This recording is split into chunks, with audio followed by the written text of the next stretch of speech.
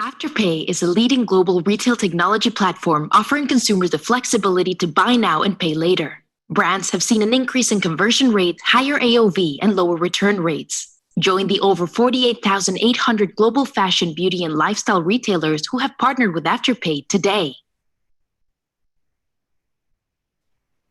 Hi, everybody, and welcome to today's BOF Live event. I'm Lauren Sherman, BOF's Executive Editor, and I'm joined today by Brandice Daniel, Chief Executive of Harlem's Fashion Row, Sandrine Charles, founder of Sandrine Charles Consulting, Henrietta Gallina, brand and creative consultant. And today we're going to be talking about a really important topic, always, but especially in the last few months, how to tackle systemic racism in fashion.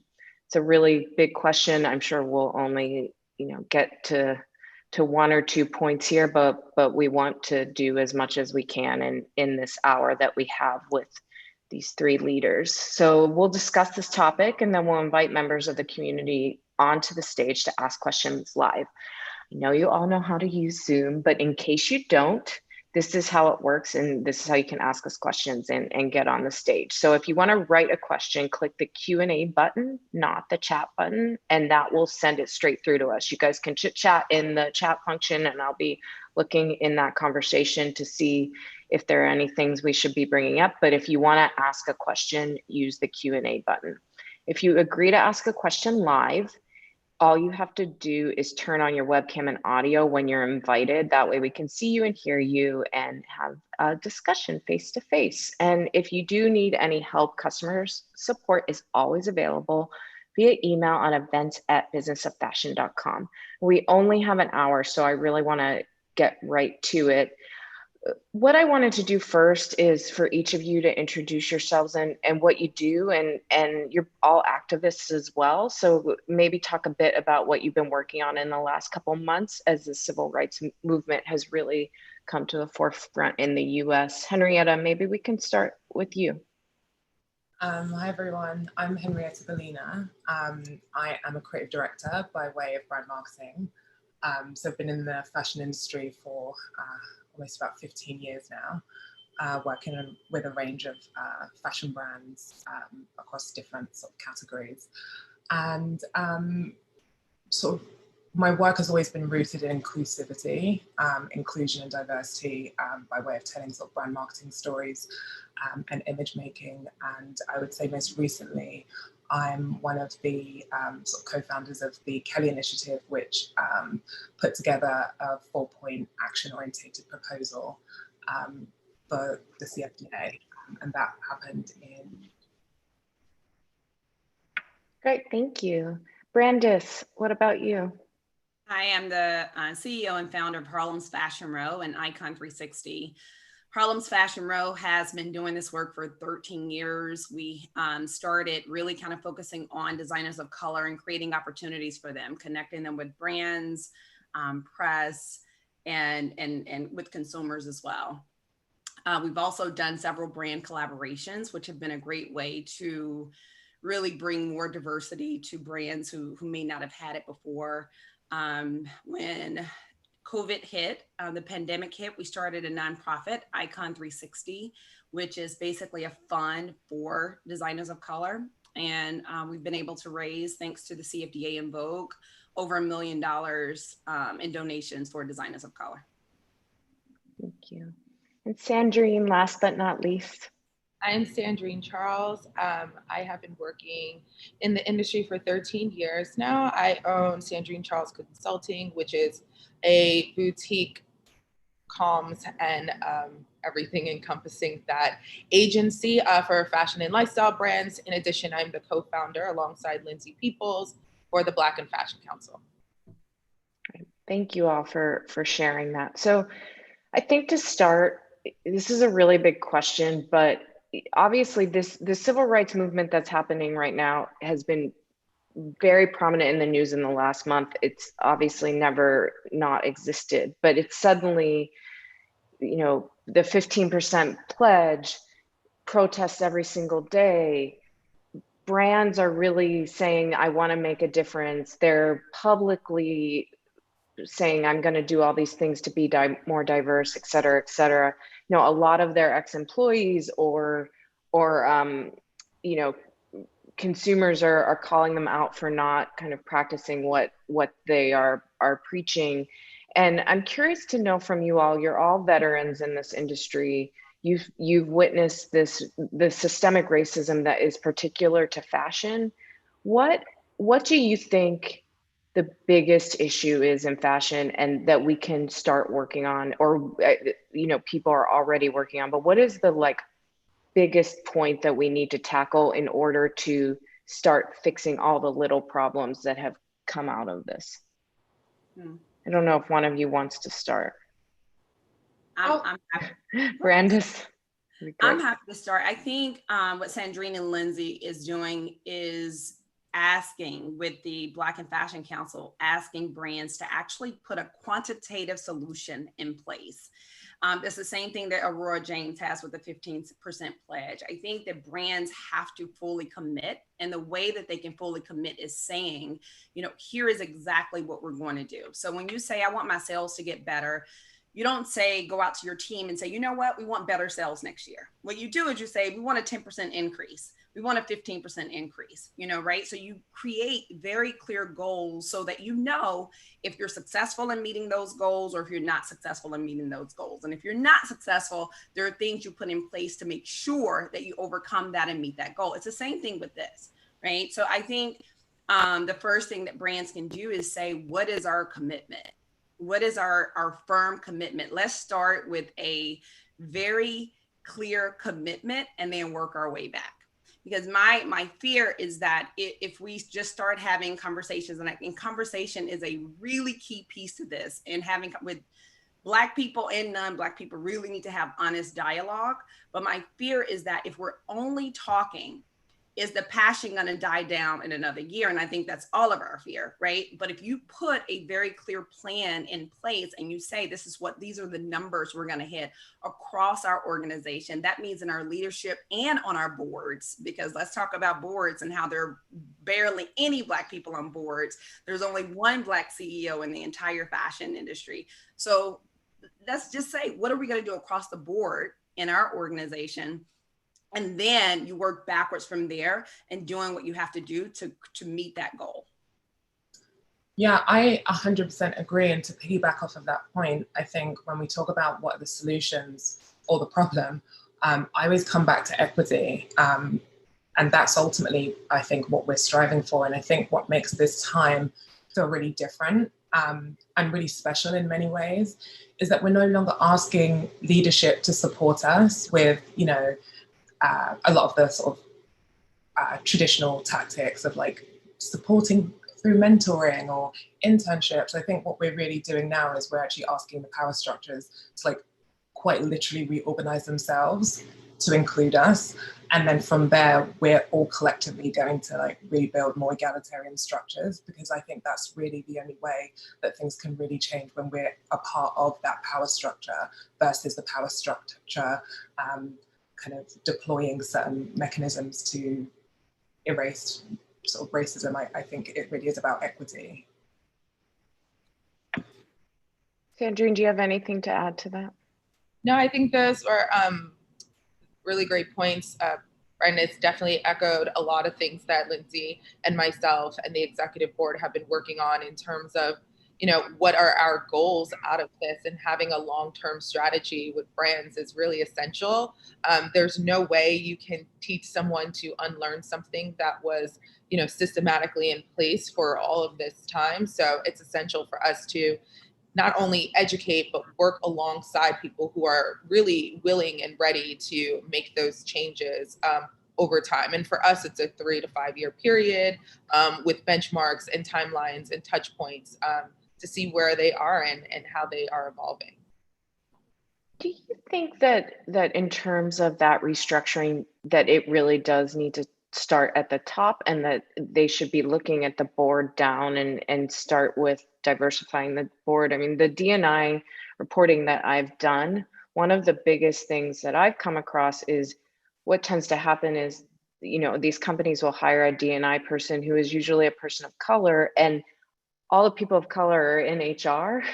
And so it becomes an HR thing, and it isn't reflected in the senior leadership. So do you believe that it needs to start with the board and the C-suite, and you work on that first and you work down, or are there other methods in order to make sure that it isn't just pinned on a D&I person to do all this work within the organization? I mean, I think the D&I role is really valuable, but I don't think it all sits in that realm by any means. And I think that it's a mixture of both, right? So we're looking for, there is a groundswell where there's bottom-up change, but there also needs to be some top-down change also. And I think we've seen that when there's more diversity in the leadership, the output looks different. And so ultimately, we need to shift the dynamic from racism being a HR issue to it being a business issue. And I think we've seen historically that the reason why fashion largely looks the way that it does is because of the leadership team. It's the board members, it's the venture capital groups, it's everything that makes fashion work in terms of those power structures. So I think that it's incumbent on the industry to just look different in terms of that sort of power structure. And I think that that's a big part of this change. Sandrine, Brandice, please go. I was going to say it absolutely starts at the board and at the leadership level, at the C-suite level. You know, like when we look at fashion and leadership and who kind of built the foundation of fashion, who was picking the cotton so that we can make sure that we had fabrics to create. Black people have been a part, we've actually set the foundation for the fashion industry, but we've never held power in this industry. And so I really think that brands who are really committed to change will take a look at their board and say, do I have any Black people on my board? Look at their C-suite and say, are there any Black people in leadership positions?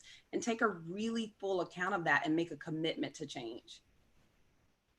Sandrine, are you seeing brands making this commitment and starting to make this change? Or, you know, I know there are some people who have been doing it for the last few years, but are you seeing in the work that you and Lindsay have been doing for the last few months, are you seeing a real shift in recruiting and just the way that the structure of these businesses is laid out?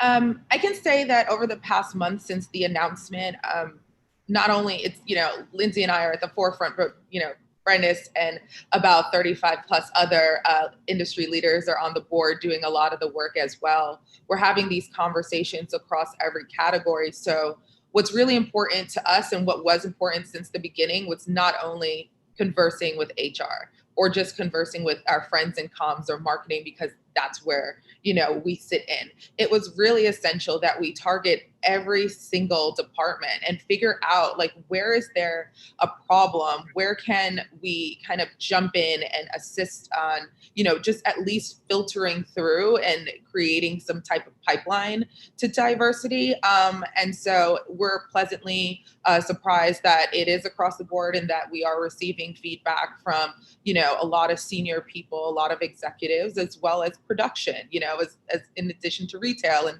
merchandising. So it's a wider conversation for us. So we're excited to see how it all folds out starting in 2 weeks. And so we hope that more brands will get on board and that they feel comfortable to, you know, first say, we do have a problem and we are willing to go through this more educational process with you guys. And because we are a collaborative collective, it's like there's so many other resources here. Like Brandice is a part of our executive board and Harlem Fashion Row is also instrumental. So her wealth of resources for us, where Lindsay's in media and I'm in communications, is essential to having a lot of these conversations that aren't our day-to-day.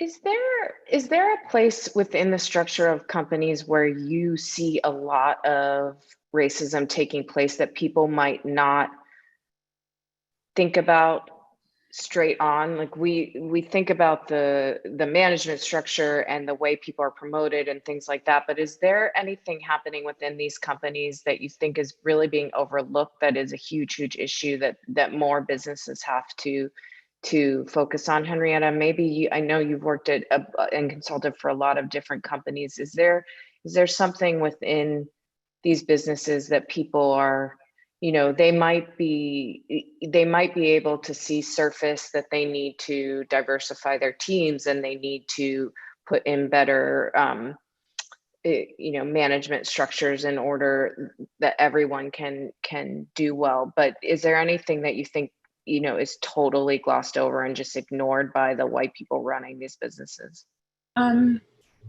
I do. I think that when we talk about workplace environment, I think that's a really large piece of this as well, because I think what's come out with the racial fallout is also simultaneously, and I think we saw it a little bit as well in the sort of like Me Too sort of movement that came before it, is this this narrative around the toxic workplace.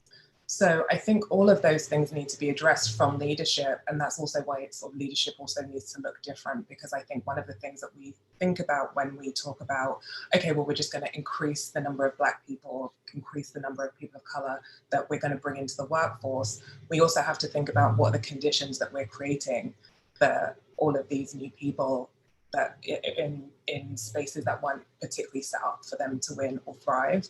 So I think that just workplace culture and like how we see each other and how we treat each other, I think is a big part of that, because and how we empower people as well. Because I think one of my concerns is also, okay, great, we're going to get the number of Black people.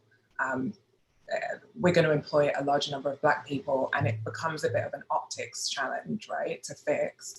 But then are these people being empowered to make change? Are these people being valued for the work that they bring? And I think all of those more nuanced and almost psychological issues come into it a bit more.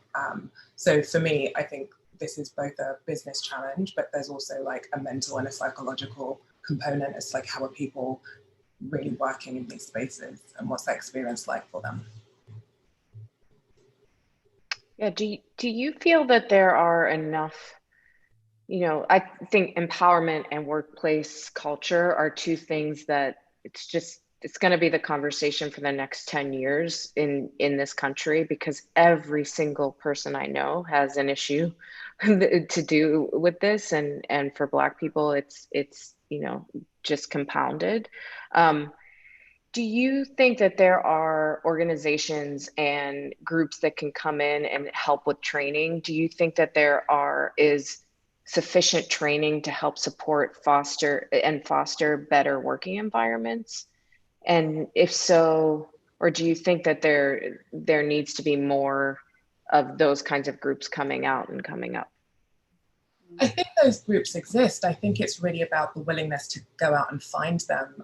They may not seem as prevalent as, the traditional PR agencies or the agencies that we tend to lean on as a fashion industry. But there are absolutely resources. There's the 822 group. There's also the Black in Fashion Council, where, I imagine a large part of their work is also to not just make sure that Black people and people of color have visibility in the issue in the industry, also to make sure that they're being treated accordingly also. So I think there are a number of resources, but again, to my earlier point of equity, I think as much as we could diversify across the ranks, right? So that's Black people, people of color, the LGBTQ plus community, differently abled people. I think when we're really looking at a full spectrum of diversity, a lot of these challenges might, or I think will reconcile themselves in terms of that kind of hostile or toxic work style environment.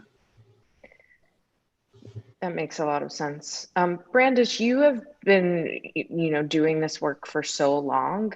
Have you found your engagement with the community? How has it changed over the last 13 years? Do you find that people are coming to you almost as a consultant to do the kind of work that Henrietta is looking for? What is the engagement with the industry, and how has it improved for the better or for the worse during the time you've been running this business? Interesting question. When we started HFR in 2007, no one wanted to have the conversation about race. It was such a tough conversation to have, because if you were Black and you were talking about race, you would run the risk, right, of being blackballed. And if you were white, you definitely didn't want to talk about race. And for us, it's really been about bridge building. That's been kind of the entire, I think, foundation of Harlem's Fashion Row is how do we build bridges? How do we have tough conversations? How do we actually speak the truth and meet each other where we are? And so that's really been our entire journey. And the last probably few years is when I started to see a really big shift happening. But I will say that probably didn't happen until we partnered with Nike and put out, work with LeBron to bring out a shoe. And then brands were a lot more, I think at that point, brands were more interested at that point in working with us. But I've had, lots of conversations. Most of our brand partners that I work with aren't Black. And we've had some of the most amazing and honest conversations that I've ever had with them before. So our role in this is really how do we, yes, there's education. We're not a consulting group. But one of the things that I do as a part of what I do, because I'm supporting Black designers and designers of color, part of that is just automatically education. And so when I'm working with a brand that's interested in, Brandice, we looked at our design room and we realized we don't have any Black designers. Or we realized our collaborations for the last 10 years have only included one Black designer. How can we work with HFR to really, be a part of what you're doing? And before I have those partnerships or sign any of those deals, it's a conversation about what are you looking to do for the long term? Why are you doing this in the first place? And so it's some tough conversations that have to happen, but I think they're necessary because a lot of it is just the brand's understanding what the challenges are. Because when I look at their design rooms and I say, do you have more than 1 or 2% of Black designers in your design room? Lauren, they've never looked at it before. They've never looked at their design rooms and said, oh my gosh, we don't even have more than 2% of our designers that are, and I think once they see that and once that light bulb goes off, then we kind of move forward pretty quickly in creating a part of the solution in terms of. Yeah, that's super interesting because you have seen this whole, you've been here for the industry's transformation, and the work you've done, I'm sure, is transforming it in another way now. Sandrine, I'm curious from the strategy and marketing perspective, have you had over the years a lot of people kind of asking you for this type of advice for free? And B, as a independent business owner, how much of your work when you started did you start the business to help to be able to represent people of color because they maybe weren't getting the same representation within traditional PR and marketing agencies? Great question. No, I don't like giving advice like that for free to brands. I think at larger agencies, you're brought into certain conversations with certain brands because they're looking for that thing. And so at first, I was being invited to certain meetings, but I was also working across mostly menswear brands, streetwear brands, sneaker brands. So for me, I thought it was very interesting, to say the least, that I was one of none of the Black women working on it, or Black men necessarily working on it from my vantage point. So I always tried to hire a diverse team whenever I got to a point. So by the time I started my business, it wasn't a set plan to start my business. I was leaving the agency world at the moment, and a great friend and resource and editor recommended me for a brand, and I was doing projects. And luckily I already had all my LLC paperwork set up. So I started my business. And I do give a lot of smaller brands the opportunity for my services, but I also give larger brands the opportunity to partner with me and collaborate and hire Black women or a Black-owned agency, because that was one thing that I noticed across the years. There was a lack of Black leadership across certain brands and across the board. So for me, it's a double-edged sword. We have small brands, we work with large brands, but it's essential that I at least am doing something to pass the baton in a sense. So there are other Black, PR, comms, marketing people that I do mentor or I do give advice to. And it's important that they have next and that I can kind of, when I'm ready to leave, know that they're in good hands and that they are able to take over. I'd love to talk about independent Black designers right now. And I had a call with a brand run by two Black women based in Washington, D.C. at the beginning of the pandemic. And I had never met them. I forget how we connected, but we talked, and they're a local brand. They do very well in DC. They told me this story about, they had a consultant come in who told them that they wanted to try to sell to one of the big department stores. And essentially the consultant, who was white, said, "You're a independent Black brand that you have no connections. You're not going to be able to get a meeting with a salesperson at this department store." I hear that kind of story from white designers too, but it does seem like, just talking to this brand and looking at the young designers who kind of have come up over the years, we are really lucky in the US to have a lot of amazing Black designers who have made global names for themselves in the past few years. But I'd love to hear from all of you. What are the challenges that young Black designers are facing right now? And Brandice, maybe you can start, since you work with so many of them, and from funding to just exposure. How hard is it for them to break through, given the rigid structure of our system? Mm-hmm. It's been incredibly difficult. I think one of the biggest challenges has been funding, which is, Icon 360. I'm hoping that becomes a solution for designers. I think the other thing is opportunity. When you think about designers who are coming out of high school into college, they might be first generation college. They may be the first person or second person in their family who's ever gone to college before. And so to say that I'm going to a Parsons, that's not realistic for most Black families. And so I think, when you're thinking about the pipeline, companies have to really kind of broaden their approach and how they recruit.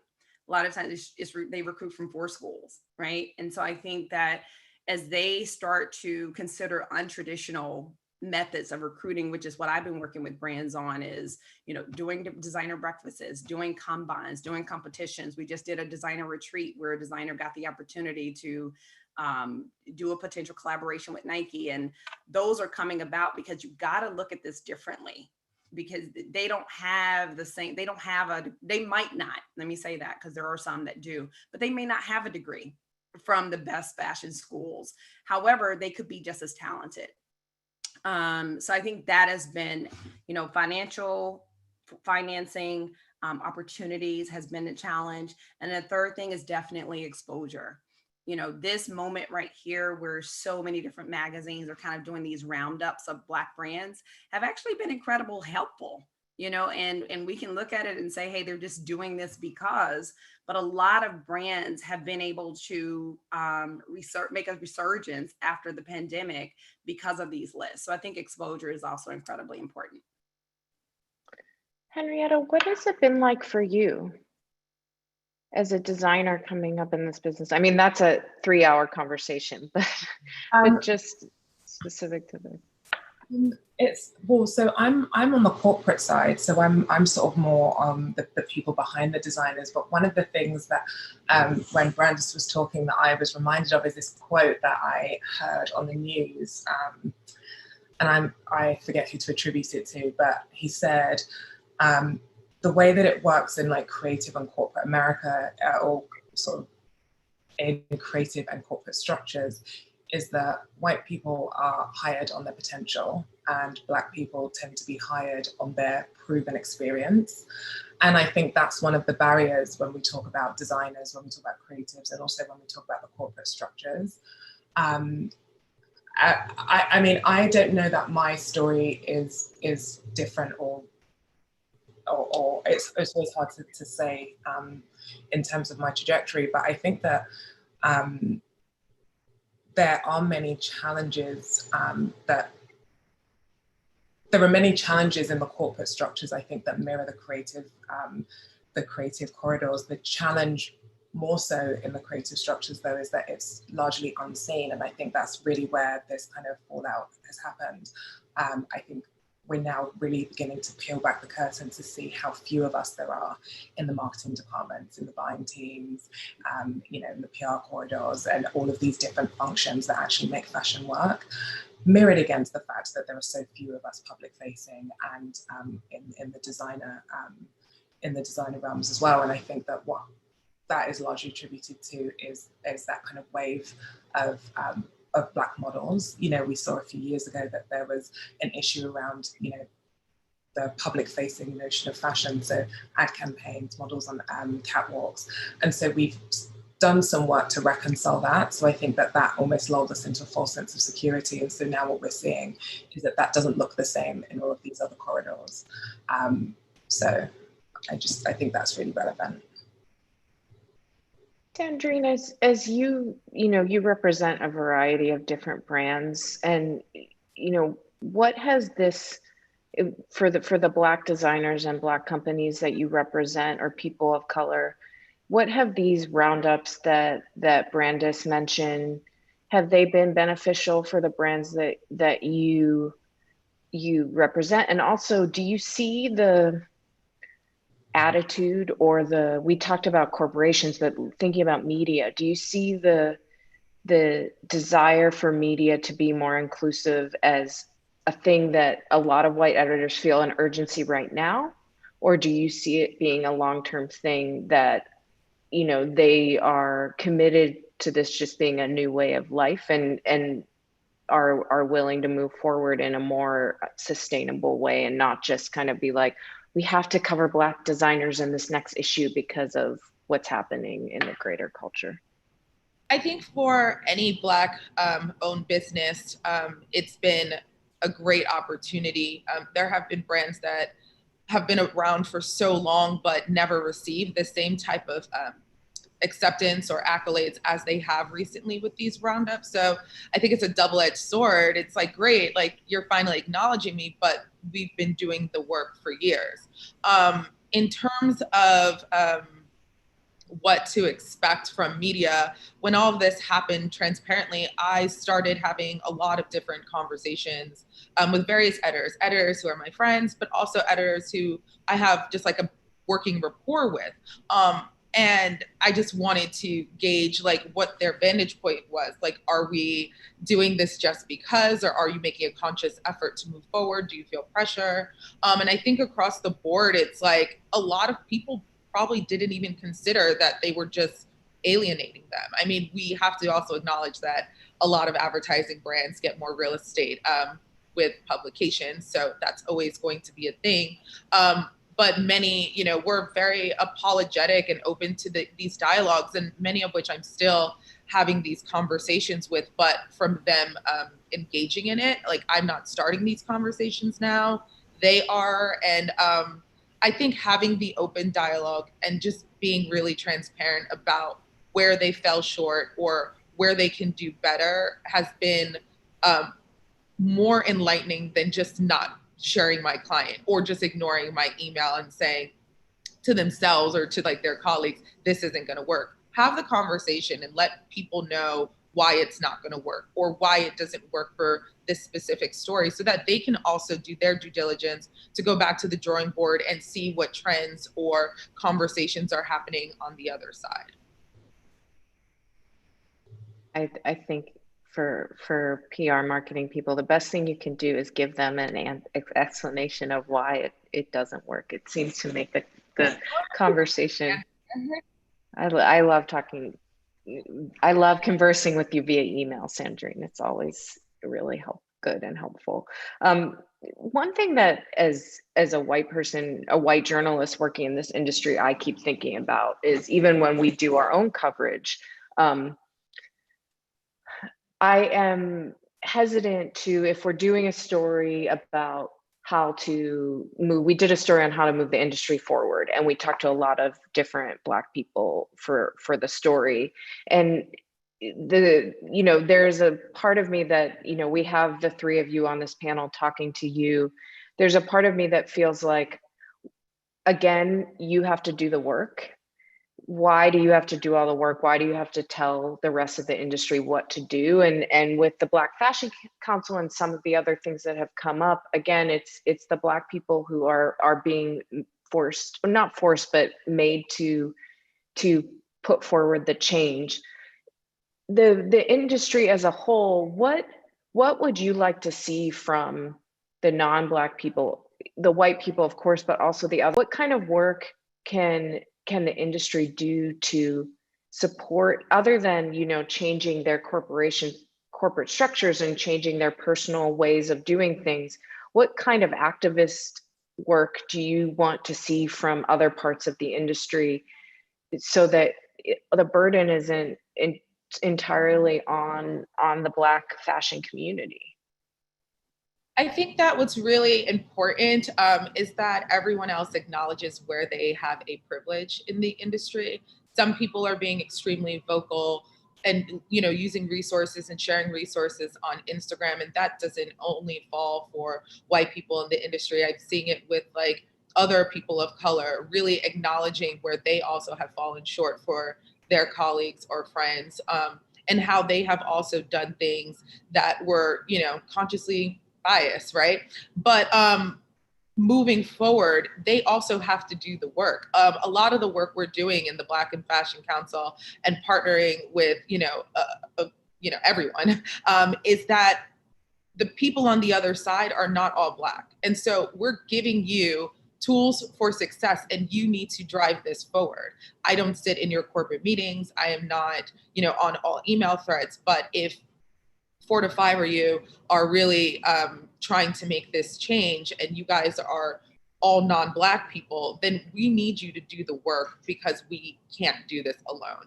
And it's essential for us to work with everyone, because there are corners of, various offices or conversations that we just simply don't have access to. So acknowledging your privilege, using your network and your voice. I think your voice especially, there's so many things that pop up in conversations, comments that people just really don't check at the door. And so those types of, normal conversations are just ingrained in people, and they get very comfortable with knowing that they have this veil of protection. So definitely using their voice, their platform, and, their body is be there, be on the front line, and make the change that you say you want to see as well. Great. I think the amazing thing about this moment is that there are so many different initiatives with clear goals that people can support. I think the fact that there are so many different things being started right now by Black people who are in fashion is incredible. So we've given options to the industry to say, what do you want to support? You now have 4 or 5 great things that you can support. And so I think instead of sitting back and saying which one do I just support, just decide and pick one and support, or 2 or whatever, but support what's already being done. I think, we don't want to create these movements and create these organizations, and we're out here doing it only with Black people. This is an opportunity for our white colleagues to say, you know what, this organization that you've started, here's what I'm going to do to support that. The companies out there, they can say, you know what, guys, here are 5 organizations that we support as a company. If you want to all donate something from it from your paycheck, we'll match it. So I think that, this has probably been the easiest time in history for companies to know exactly what to do and what to support, because the groundwork has already been laid by all of the different organizations that have been created. And I think those are really great points. And I think to add to what Sandrine said, I think is so true about acknowledging your privilege. And I think that level of introspection goes really deep into reconciling this, because I think that, again, to that point of, what's the work culture like, and building of these relationships as we become, the hope is, a lot more diverse and fashion becomes a lot more racially equitable. What we don't want to do is start falling into a lot of the same patterns that fall under racism, right? So that sort of discrimination, the bigotry, the stereotyping, and just really acknowledging, A, what's my privilege and how can I use that to drive this movement forward?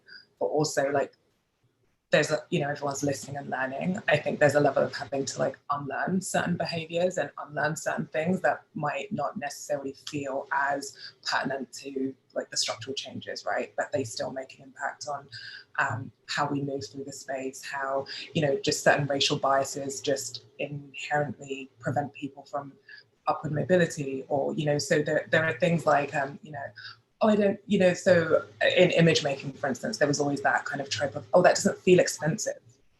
It's like, you're not really talking about something, but you're kind of talking about something. Or, you know, when you say things like, oh, she's being too much, or, you know, this is really negative or difficult. And it's like, is that really the case? Or is that your resistance to be able to have a meaningful and honest dialogue that is uncomfortable, but like also needs to be had? So I think that when we talk about other barriers that are a bit more psychological, there needs to be that level of introspection as to like, okay, how can we actually foster environments that allow for honest dialogue, that make, you know, different people feel safe in these workspaces and not feel, you know, minimized, or also not have to feel like grateful for being there on a really basic level. I've been told many times, you know, things like, you know, you should be grateful. You should be grateful. You're a leader in this company, or, you know, we've given you a platform. And so those things, while they're not necessarily these tangible elements of like systemic racism, I think that they still matter when we talk about an influx of people of color and Black people coming into the workspace. So I keep saying that, introspection, and also acknowledging privilege, I think, is a large part of it, to Sandrine's point. Well, thank you all for all the work that you're doing and for coming on today. I want to open up to questions because I'm sure we won't be able to get through that many. The first person is Rebecca from France, who will be joining us. It takes just 1 minute. Hi, Rebecca. Hi. How are you? Hi, Rebecca. Yes. Well, I had a question at first, then I kind of got a lot of other questions about, my initial question was about affirmative action, and I guess because I mean, all of these kinds of initiatives that we're seeing today about equity and hiring more people of color and minorities into the workplace are maybe seen as affirmative action, and I kind of would like to know your opinion on, is it necessary, and is it positive? Is it maybe just a first step to whatever we do to kind of make more diverse work environments? Is it a good step? Is it I guess, just what are your insights on that kind of thing? I think diversity is essential. I always say I like my team to look like United Colors of Benetton.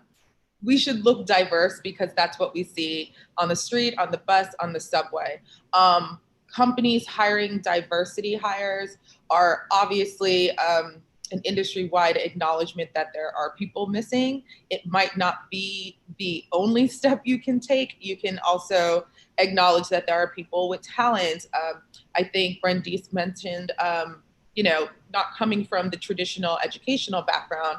It's looking outside of your bubble and noticing where you can include people. I can speak for what we're doing at the council. You know, our education board is going to work with a slew of schools and working on recruitment and partnering with companies to do so.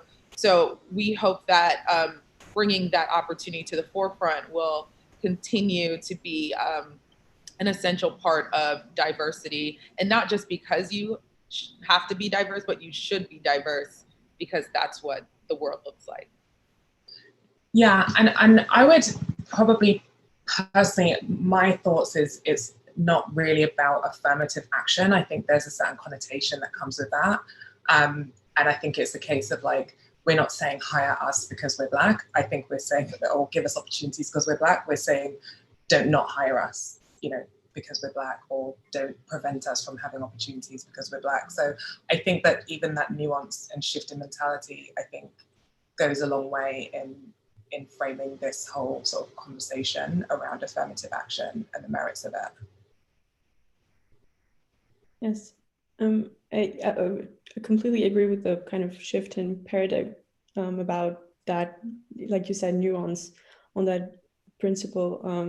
And I think like many companies just either, I think it's Sandrine who said, don't even like realize what they're doing because it is so, and I'm talking as a white privileged girl who sometimes you just don't realize what you're doing. So I think that's the kind of first step towards realizing, like you've all said, acknowledging that we're privileged in some way or others.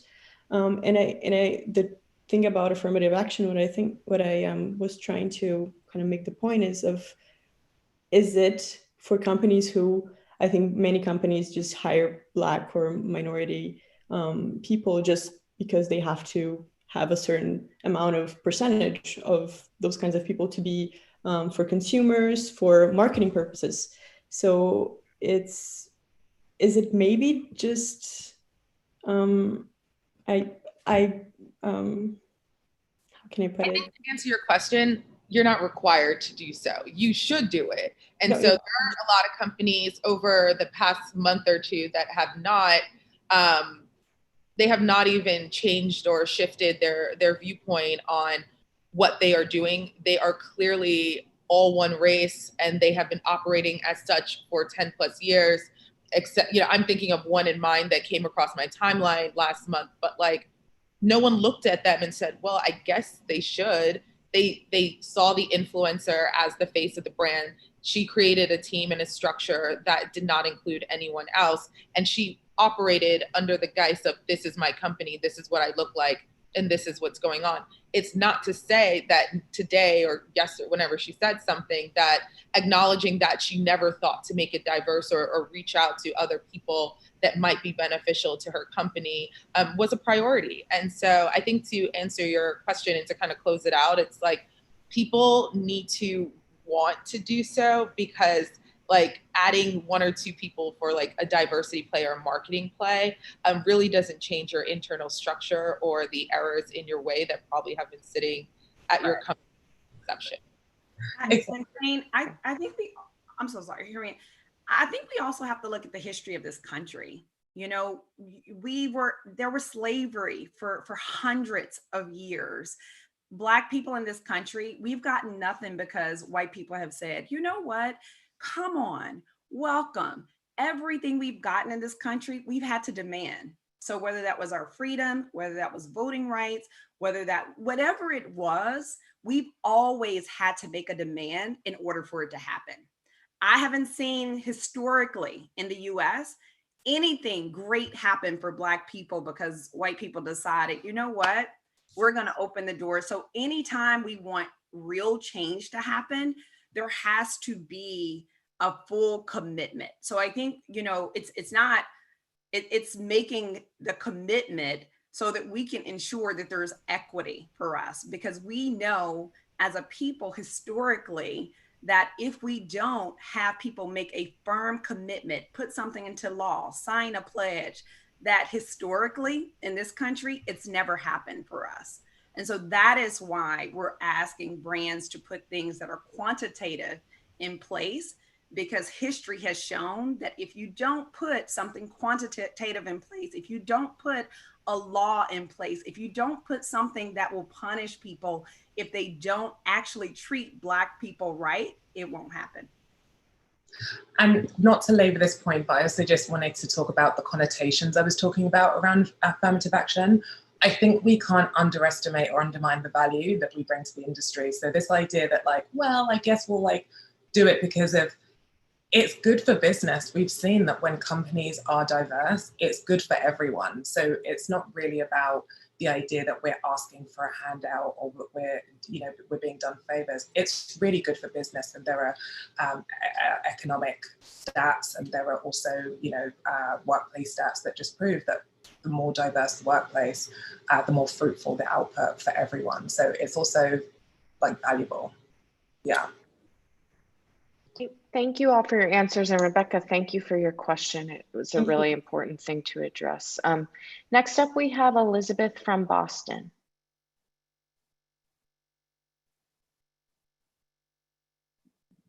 Hi, Elizabeth. Hello. How are you? Good. How are you doing? Good. I just want to first thank you guys so much. I feel like you've packed the last hour with so much tangible, really good information. You've answered many parts of my question. So I'm in Boston. Our industry, the fashion industry here, is sportswear, which is where I've grown my experience on the corporate side as well, and then moving into a consulting role in the last 10 years. On a panel for the streetwear industry at Bodega last year, a young woman asked the panel a question about accessibility into the industry, basically, and asking if streetwear was an industry where people of color could, there was a lower barrier of entry, basically. Were there more creative ways outside of higher education and maybe careers where you forgo income for a long time to get your foot in the door? And it kind of stumped all of us.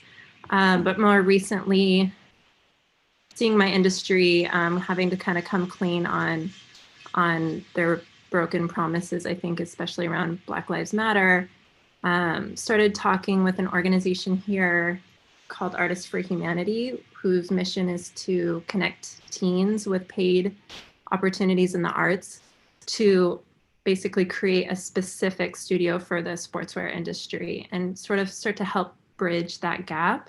So I'm really excited to look into all the work that you guys have already done. I think some of those, the path in those pipelines and how to get more creative in terms of recruiting, how to get more people, young people of color, into our industry. I just wanted to ask for any other advice, as we're just developing this program and kind of laying the groundwork for it. I would love to see a program where it's mentor-led, kids are getting really meaningful opportunities, but the corporations that we're in the backyard of are coming to the table as well and supporting it. Hi, I think coming from working with streetwear brands over the years and currently, that's a conversation that's going to be ongoing for a while, because I think that sector was never looked at with the wider lens of luxury, for instance. But while developing the program, there are some really amazing Black creatives that are in Boston. I was up there 2 years ago for a panel for a footwear apparel brand. And it was very interesting to see the clear lines of division in the room and how everyone had their cliques. So I would also extend that arm to see who would want to get involved from the beginning. In addition, we're a collaborative collective, the council. So we're happy to work with a merit of different organizations, because it's not just us, we want to partner. So I can get you my email, but definitely we'd love to continue the conversation. Fantastic. Thank you. Brandice, did you have anything to add? I was just going to say, in terms of untraditional recruiting, one of the things we started 2 years ago was something called Designer Entrepreneur in Residence Program. And so for us, that is when we bring designers to work in-house for a brand for a time period that can be from 6 months to a year. And it's great for the brand because they have this independent designer who's been an entrepreneur for years come into their design houses and potentially challenge, right, some of the things that they do and hopefully make it better. And then the brand also provides kind of this level of structure for the designer. And so it's kind of like a nice match made, but at the end of that time period, the brand and the designer can get to see, like, is this a relationship that we want to continue? So it's a way for designers to date brands, or for brands to date designers to see if it's a match. And that's worked incredibly well for brands and designers that we work with. Great, thank you. Elizabeth, thank you for your question. Yeah, it's nice to so see much. you. See you too. Thank you so much. I know, Sandrine, I know you have a hard stop at 10. So if you need to go, totally. Do you guys have time for one more question? I can do one more question. I could do one more. Thank you. So we have Lidgy from Brooklyn. We have so many questions, and I'm sorry to those who aren't going to be able to come onto the panel. Next time we might just do a Q&A session because there are so many. So Lidgy from Brooklyn will be joining us in a minute.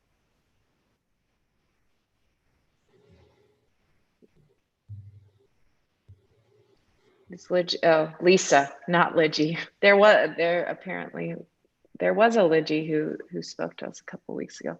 Lisa from Brooklyn, and she's definitely joining, Victoria.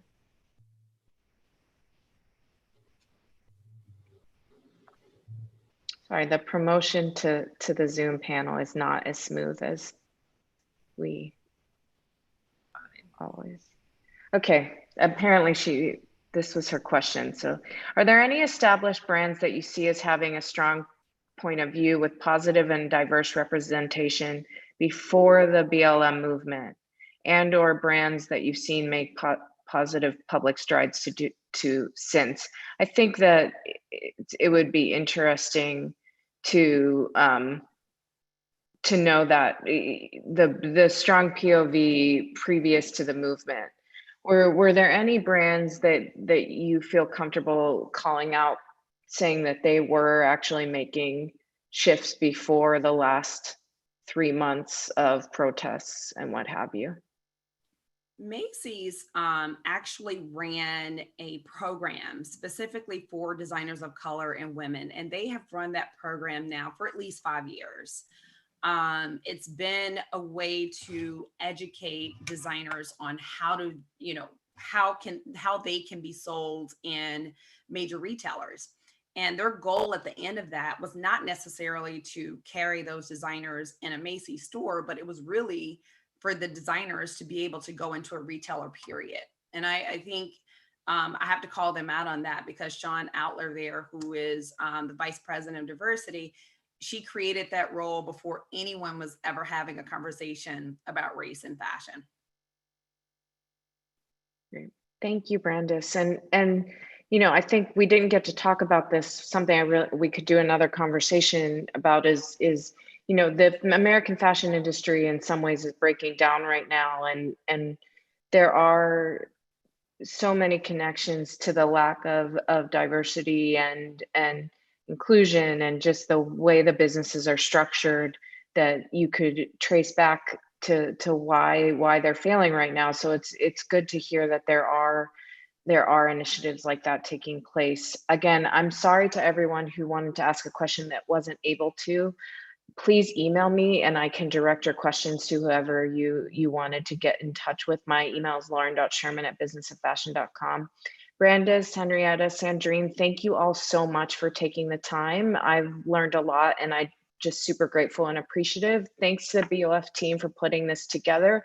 We have another live event tomorrow with Sarah Kent from our team, who did a big case study on the secrets to Lululemon's success. They're one of the only businesses that is thriving right now. So definitely tune in for that. And thanks to everyone who joined this conversation. We are really grateful to have you every day. And if you have any feedback, again, my email is firstname.lastname@businessoffashion.com. Don't DM me on Instagram. I never check that. Thanks, everybody, and have a great day.